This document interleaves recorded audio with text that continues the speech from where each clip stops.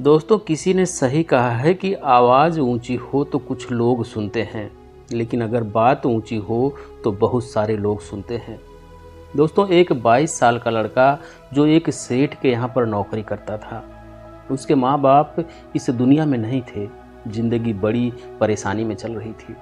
वह हर दिन काम पर जाता था, रोज़ाना पैसे कमा करके घर आता था, खाना बनाता था, खाना खाता था और सो जाता था। एक दिन उसने देखा कि एक बूढ़ा फकीर अपनी पीठ पर 3 थैले लेकर एक शहर से दूसरे शहर की ओर जा रहा था। वह काफ़ी बूढ़े थे और काफ़ी देर से वह यूं ही सफ़र कर रहे थे और आखिरकार कुछ दूर और सफ़र करने के बाद वह चलते चलते थक कर एक पेड़ के नीचे बैठ गए।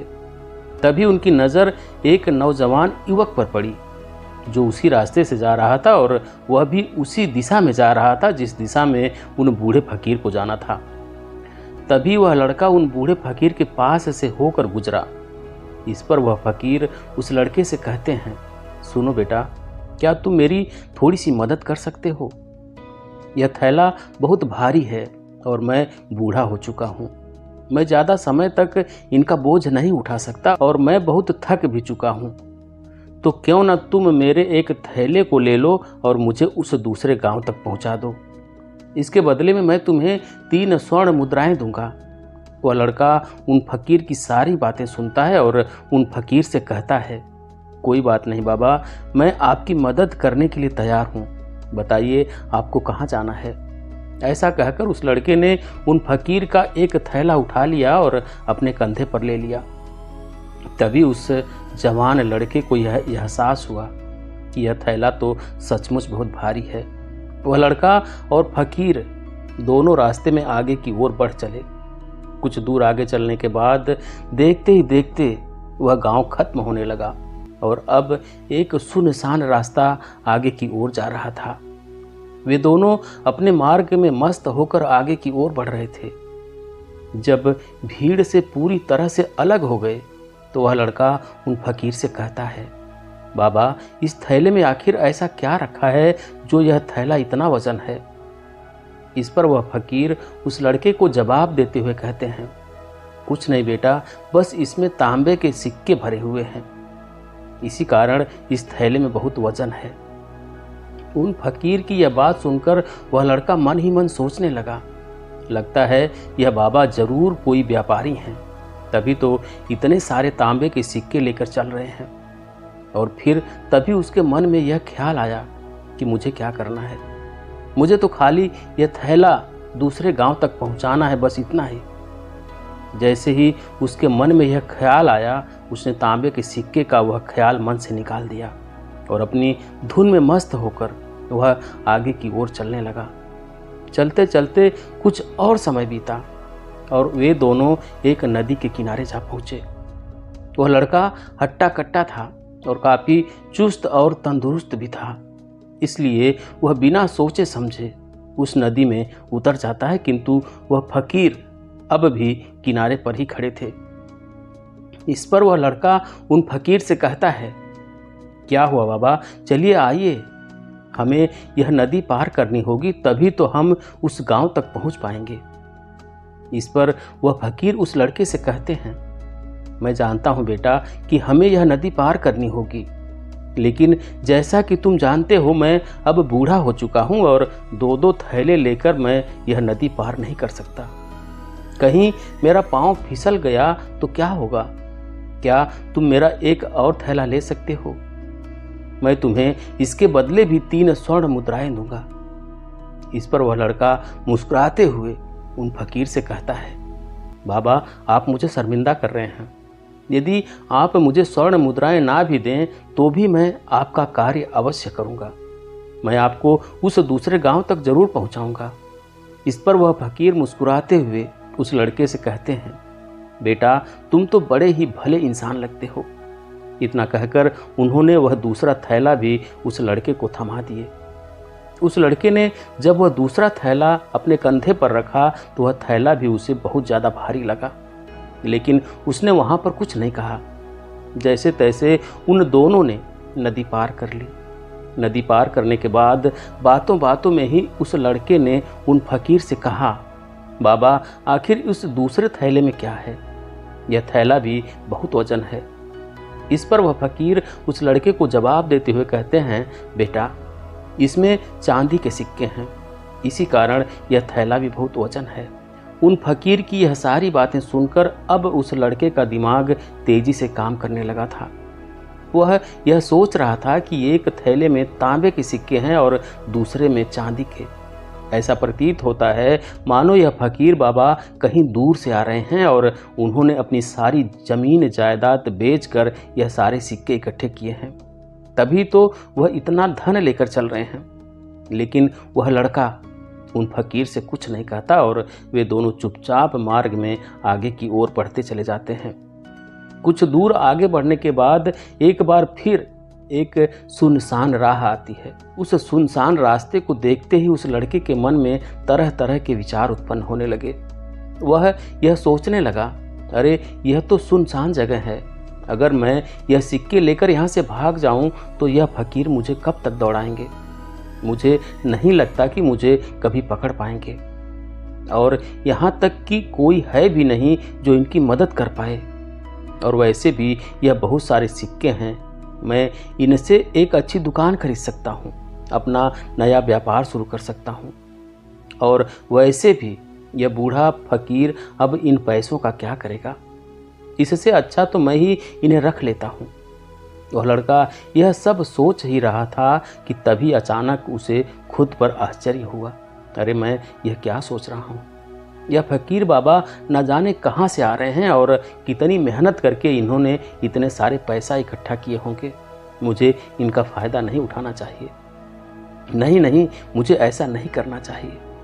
उसने कुछ देर के लिए तो अपने मन के विचारों को काबू कर लिया, लेकिन कुछ देर बाद उसके मन के विचार उस पर देखते ही देखते हावी होने लगे।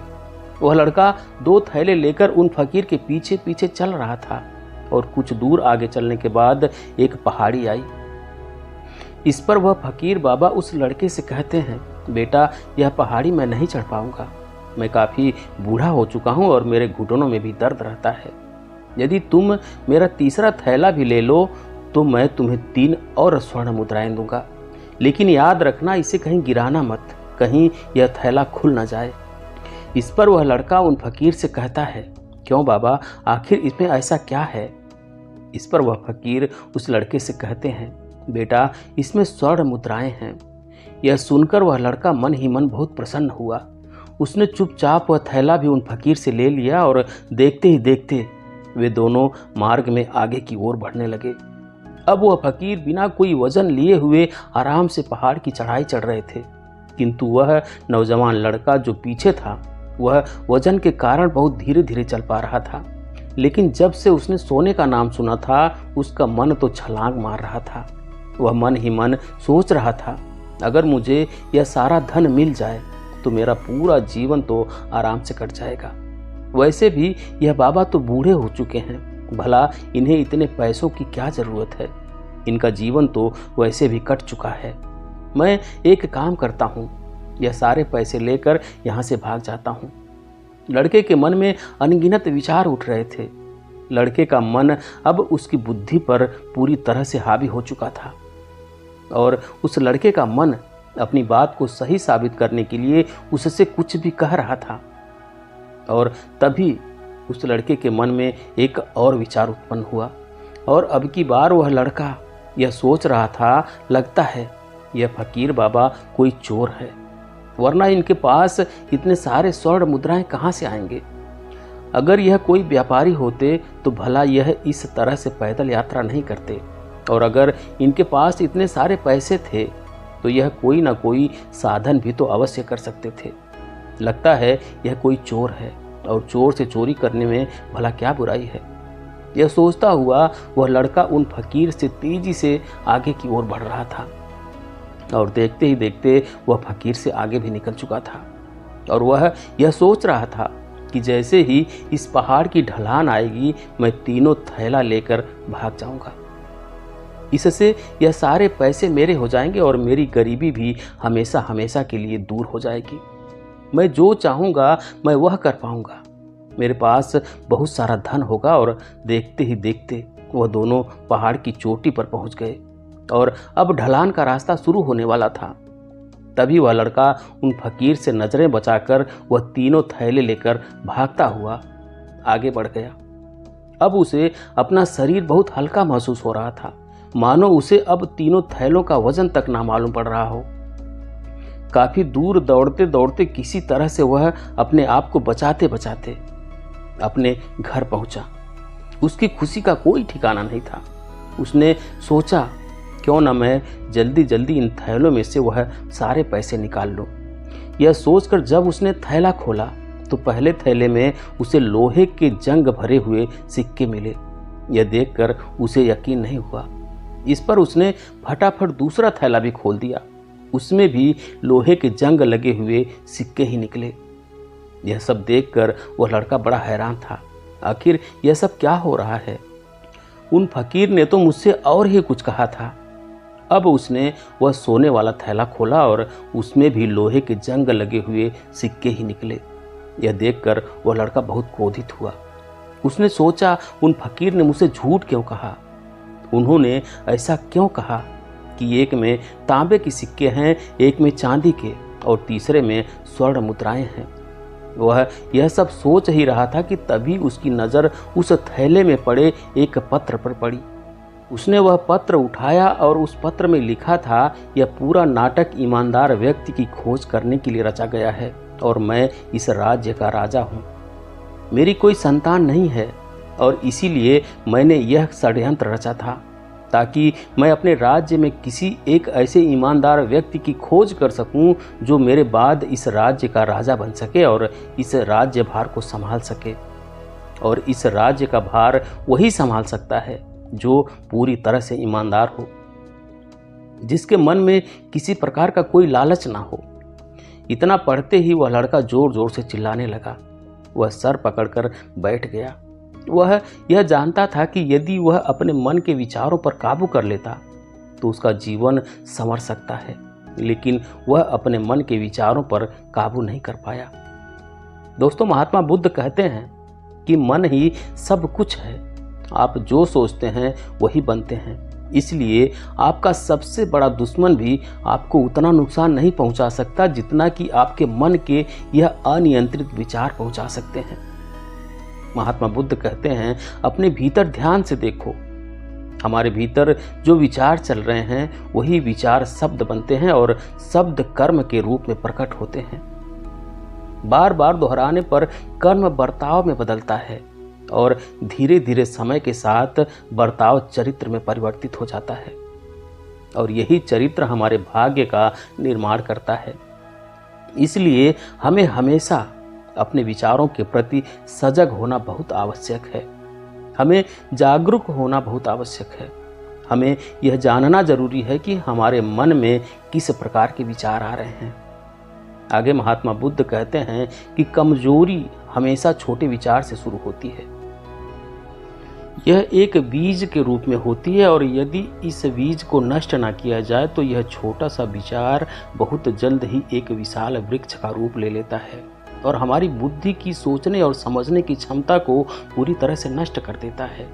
जिस प्रकार आपने इस कहानी में देखा किस प्रकार उस जवान लड़के का मन उस पर हावी हो चुका था और उसकी सही और गलत सोचने की क्षमता पूरी तरह से नष्ट हो चुकी थी, जिस कारण वह यह समझ नहीं पाया कि उसे क्या करना चाहिए और उसके लालच ने उसके भीतर इतनी ऊर्जा भर दी कि वह तीनों थैले उठाकर इतनी तेजी से वहां से भागता आगे की ओर बढ़ गया।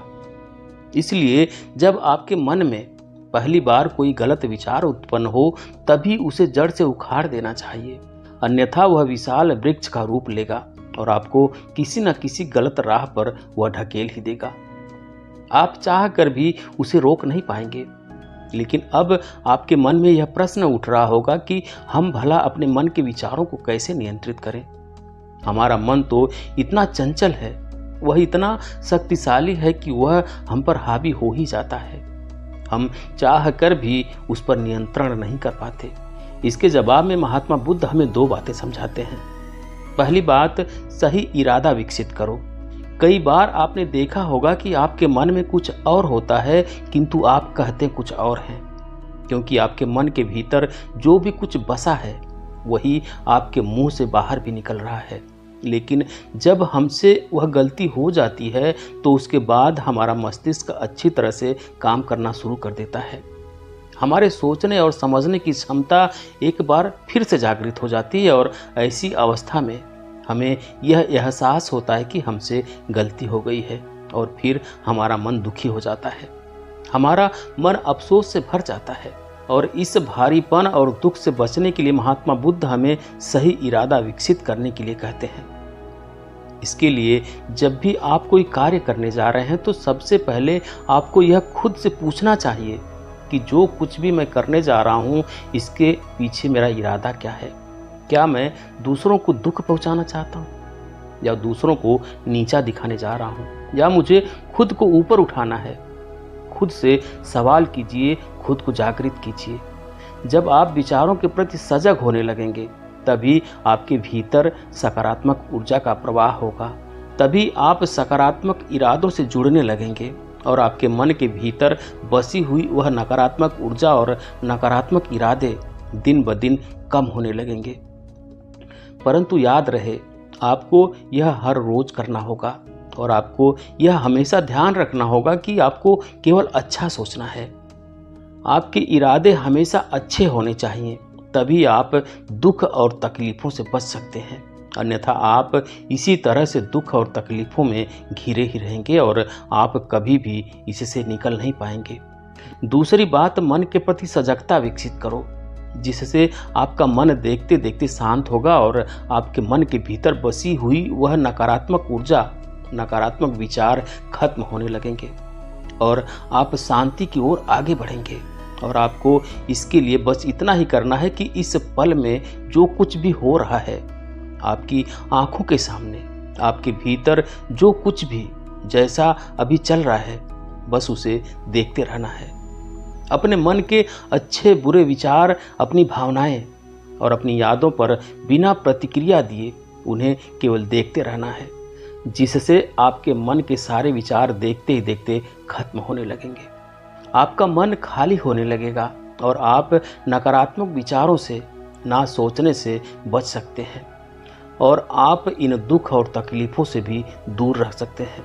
इसलिए महात्मा बुद्ध कहते हैं, जो स्वयं को देखता है वही सबसे बड़ा तपस्वी है। अर्थात जो अपने मन में रहे उन विचारों को बिना प्रतिक्रिया हुए केवल देखता है और उन पर कोई भी प्रतिक्रिया नहीं करता, बस उन्हें देखता और समझता है, वास्तविकता में वही मन पर नियंत्रण भी कर सकता है और वही अपना जीवन सुखी और खुशहाली तौर पर जी सकता है। इसलिए यदि आप भी अपने जीवन को सुखी और खुशहाल बनाना चाहते हैं तो आपको सबसे पहले अपने मन पर नियंत्रण साधना ही होगा, अपने मन को खाली करना ही होगा, अपने मन के विचारों के प्रति आपको सजग होना ही होगा। तो दोस्तों, उम्मीद है कि आपने आज की इस वीडियो से ज़रूर कुछ ना कुछ सीखा होगा। तो इस वीडियो को लाइक और अपने दोस्तों के साथ शेयर ज़रूर करें और हमें सपोर्ट करने के लिए चैनल को सब्सक्राइब और घंटी वाली बटन को ज़रूर दबा दीजिएगा। चलिए मिलते हैं फिर अगली वीडियो में, तब तक के लिए अपना ख्याल रखें। धन्यवाद।